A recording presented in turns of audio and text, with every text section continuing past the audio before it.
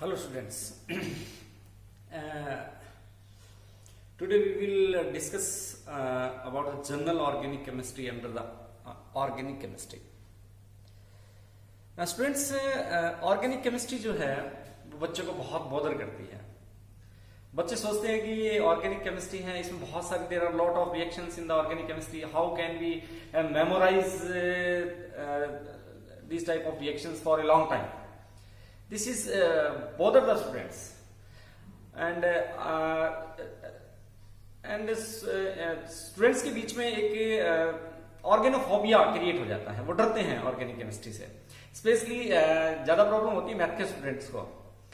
Math के students organic chemistry से बड़ा डर लगता है उनको. उनको आदत होती है कि किसी कोई इक्वेशन मिल गई, कोई न्यूमेरिकल मिल गया, उसको सोल्व करना है. लेकिन जैसे ऑर्गेनिक केमिस्ट्री की रिएक्शंस को याद करने का टाइम आता है तो मैथ के स्टूडेंट्स हाथ खड़े कर देते हैं. उनके लिए बड़ा मुश्किल होता है ऑर्गेनिक केमिस्ट्री की रिएक्शंस को याद करने का. तो स्टूडेंट्स, आपको अब टेंशन लेने की जरूरत नहीं है, because Swami sir is with you. तो keep watching my videos, keep following me and stay with me. Definitely I will solve your problem. Okay, तो general organic chemistry. Our today's topic is general organic chemistry. It is also known as GOC in short form. Students, I can say GOC is like that. It's a blood of organic chemistry. When the blood of GOC is flows through the veins of organic chemistry, whole organic chemistry becomes alive. It's become more interesting, it becomes more easier. So this is the blood of the organic chemistry. When it flows in the veins of organic chemistry becomes alive and it starts beating. तो without organic general organic chemistry के हम organic chemistry को समझना बड़ा सा difficult हो जाता है. लेकिन जैसे ही हम इसकी कंसेप्ट को समझ लेते हैं तो ऑर्गेनिक केमिस्ट्री हमारे लिए इजियर हो जाती है.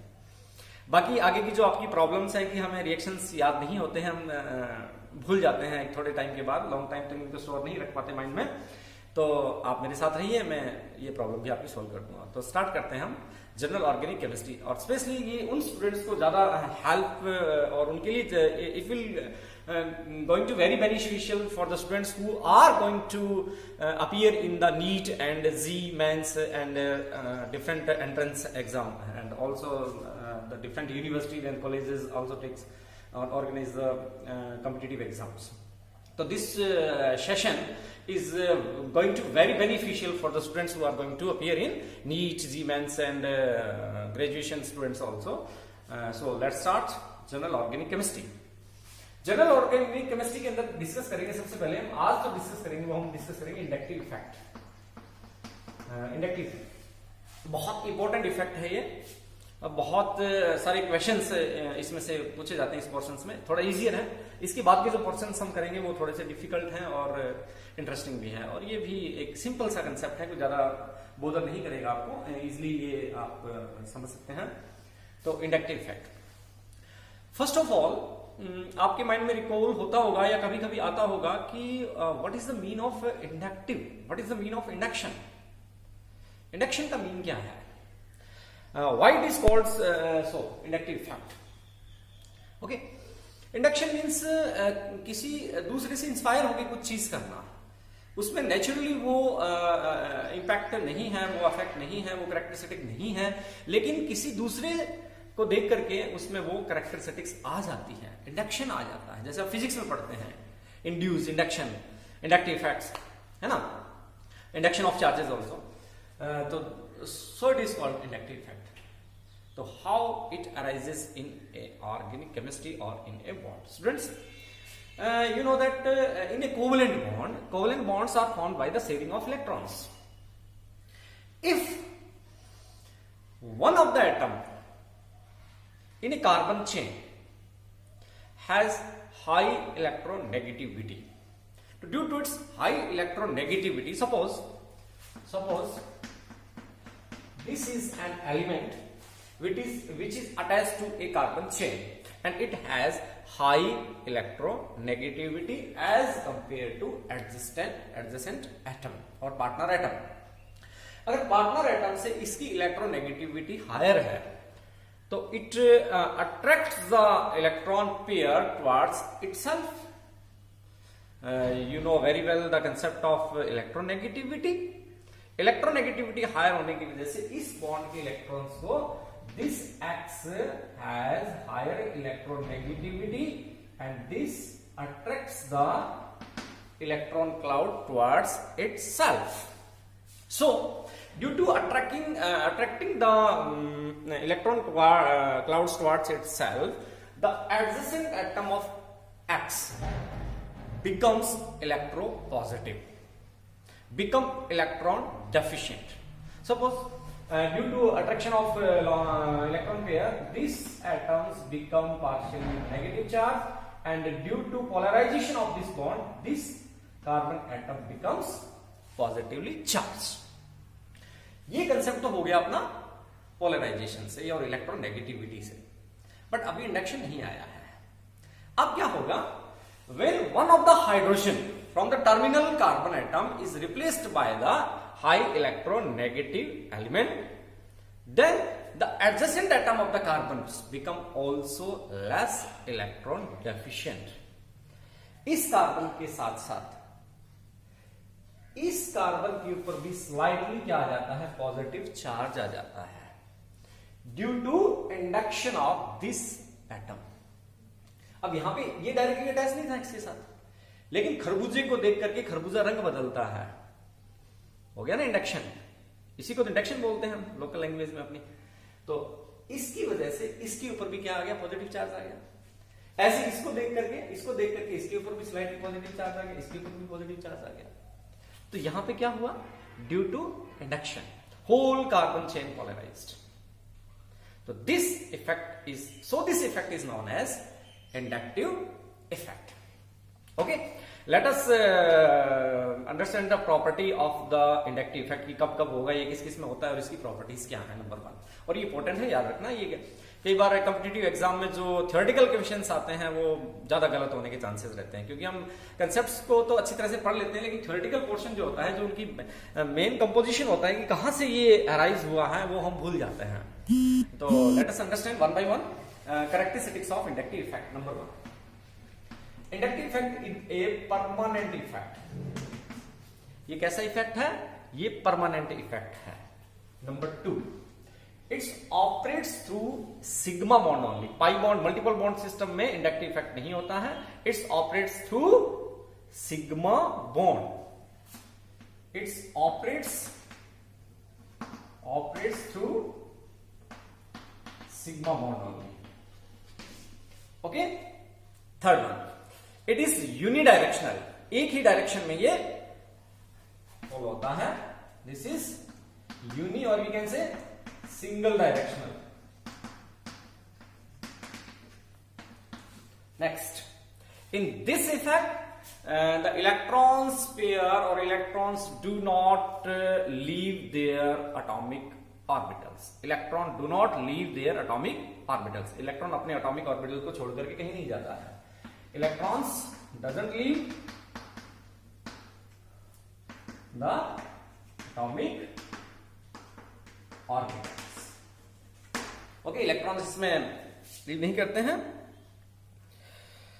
और नेक्स्ट जो पॉइंट है, electrons it is seen in only, जैसे मैंने कहा कि सिंगल ये ओनली सिग्मा बॉन्ड में ऑपरेट होता है. तो we can say this is operate in saturated compounds. किसमें ऑपरेट होता है? किसमें होता है ये? सैचुरेटेड कंपाउंड्स में ऑपरेट होता है. सैचुरेटेड कंपाउंड्स में होता है. And next one very important, ये भी बहुत बार पूछा जाता है. मैग्नीट्यूड of inductive effect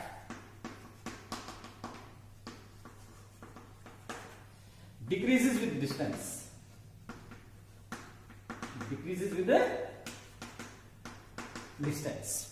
जैसे जैसे डिस्टेंस इंक्रीज होगा वैसे वैसे इंडक्टिव इफेक्ट का मैग्नीट्यूड क्या होता चला जाएगा? डिक्रीज होता चला जाएगा.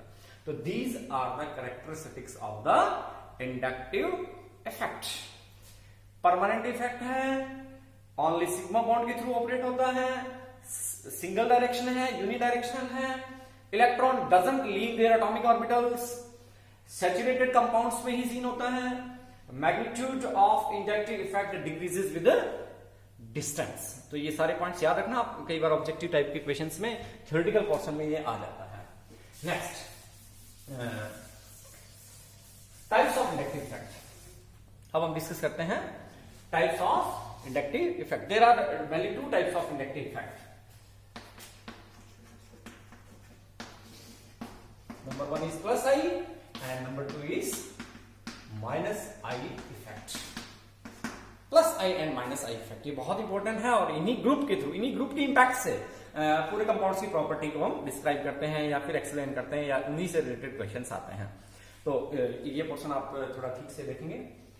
इंडक्टिव प्लस आई इफेक्ट, इसको याद करने के लिए सिंपल सा मेथड है, इसको याद करने की ज्यादा जरूरत नहीं है। Only alkyl group shows plus I effect. कौन से group? Alkyl group, methyl, ethyl, propyl, tertiary butyl, secondary butyl means alkyl group only. Alkyl group shows plus I effect. Or what is the mean of plus I? Why they are called so? Why this is minus I, this is plus I? Plus I means the group which repel the electron pair, which repel the electron pair, which I can say it has donating impact. ये जो impact है, ये plus आई वाले जो group हैं वो electrons pairs को या इलेक्ट्रॉन्स को क्या करते हैं? डोनेट करते हैं। ये इलेक्ट्रॉन्स को रिपल करते हैं, तो it's also known as electron donating effect और electron repel means they gives the electron to the adjacent atom. Okay, तो जो प्लस आई वाले ग्रुप हैं उनका ऑर्डर ये है आपका टर्शियरी एल्काइल, 3 डिग्री एल्काइल भी बोल देते हैं इसको, 3 degree, then 2 degree means secondary, and then 1 degree primary बोल सकते हैं इसको, प्राइमरी, सेकेंडरी और टर्शियरी, या फिर 3 डिग्री, 2 डिग्री और 1 डिग्री, या फिर टर्शियरी, सेकेंडरी और प्राइमरी। ये इनका ऑर्डर होता है किसका? प्लस आई इफेक्ट का। ओके, देन हम आते हैं किसके अंदर? माइनस आई इफेक्ट में। ये ज्यादा इंपॉर्टेंट, ये तो पता चल गया हमें कि ओनली एल्काइल ग्रुप का है, इसको याद रखना सा, इसका जो ऑर्डर है उसको याद रखना थोड़ा डिफिकल्ट होता है, उस ऑर्डर में से कई बार क्वेश्चन आ जाता है, तो इसको आप थोड़ा ध्यान से देखेंगे। माइनस आई इफेक्ट जो है उनका ऑर्डर क्या होता है? सबसे पहले NH3 प्लस आयन, ये आयन बड़ा इंपॉर्टेंट है। This ion is known as anilinium ion. जब हम एमाइन में जाएंगे, एमाइन को डिस्कस करेंगे, तब ये जो एनिलीनियम आयन है और इसकी जो प्रॉपर्टी है, इसका जो नाइट्रेशन इफेक्ट है और नाइट्रेशन पे जो क्वेश्चंस बनते हैं, उस पोर्शन में ये बड़ा इंपॉर्टेंट हो जाता है एनिलीनियम आयन की। एनिलीनियम आयन क्यों इलेक्ट्रॉन विड्रॉइंग ग्रुप है? तो it has only minus I effect, strongest minus I effect किसका? एनिलीनियम आयन का। Then NO2 group, then cyanide group, then sulpho group SO3H। यहां पे कुछ शिकायत होता है तो डैश कर देता हूं। उसके बाद आता है आपका एल्डिहाइड ग्रुप, देन आपका कीटोनिक ग्रुप, कीटोनिक ग्रुप के बाद आता है आपका एसिड, ओइक एसिड, एसिड के बाद एसिड के डेरिवेटिव्स आ जाते हैं, COCl, क्लोराइड हो गया, अल्कलाइन क्लोराइड हो गया, ये आपका हो गया एस्टर, एस्टर के बाद हो गया आपका अमाइड, अमाइड के बाद हो गया आपका एल्कोहल ग्रुप, एल्कोहल के बाद आपका ether, methoxy group, methoxy group के बाद आपका अमाइनो ग्रुप, अमाइनो ग्रुप के बाद आपका phenyl group, C6H5 for benzene ring only होंगे। ओके, तो this is the order of the minus I effect. Got it? NH3 to phenyl group, याद रखना। फिनाइल ग्रुप का कौन सा इंपैक्ट होता है? Minus I effect. और माइनस आई इफेक्ट ये ग्रुप्स हैं, अगर ये अटैच है किसी कार्बन चेन के साथ या किसी रिंग के साथ या किसी भी सिस्टम के साथ, तो इनका कौन सा इंपैक्ट होगा? Minus I. Minus I means electron withdrawing group, electron withdrawing effect. They attracts the electrons from the bond. ये इलेक्ट्रॉन्स को क्या करते हैं? अट्रैक्ट करते हैं। ये क्या कर रहा था? इलेक्ट्रॉन्स को रिपल कर रहा था, डोनेट कर रहा था, give. But it's these groups withdraw the electrons from the bond, they attract the electrons, so this effect is known as minus I effect. Understand? The inductive effect is two types. Then सबसे ज्यादा important है अब इसकी applications क्या हैं, inductive effect को कहां कहां अप्लाई करते हैं हम और किस किस टाइप के क्वेश्चन सॉल्व करने में हमें ये हेल्प करेगा. Applications of I effect. Applications of I effect.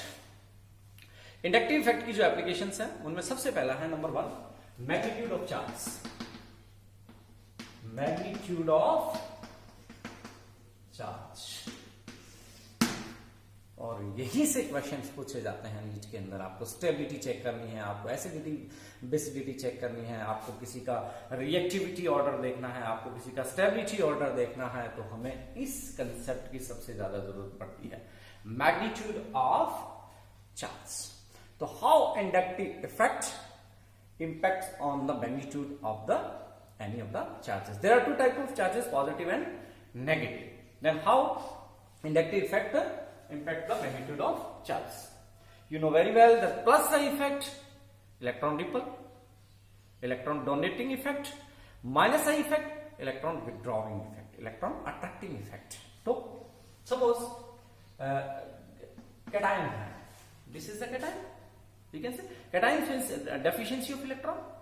तो इसका मैग्नीट्यूड कैसे इंक्रीज होगा, पॉजिटिव चार्ज का मैग्नीट्यूड कैसे इंक्रीज होगा, पॉजिटिव चार्ज ओवरकम कैसे होगा. तो the positive charge of the carbon cation is directly proportional to minus I effect.